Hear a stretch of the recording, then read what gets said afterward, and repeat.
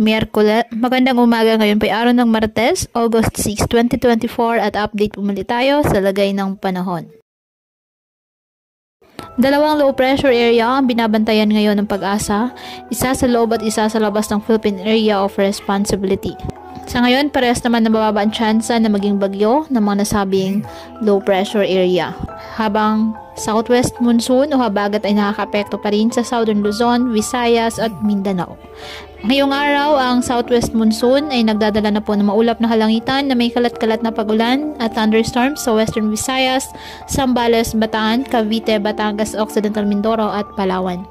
Metro Manila, Mindanao, Bicol Region, the rest of Visayas, the rest of Calabarzon, and the rest of Mimaropa, bahagyang maulap hanggang sa maulap na kalangitan with isolated rain showers or thunderstorms dahil pa rin po sa habagat.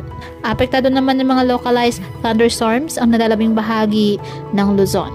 Kaya patuloy po natin na pinag-iingat ang ating mga kababayan sa banta po ng mga pagbaha at pagguho ng lupa, lalo na po kapag may malalakas na ulan, at ugaliin na magdala palagi ng payong o kahit anumang panangga sa ulan sa tuwing lalabas po ng ating mga tahanan.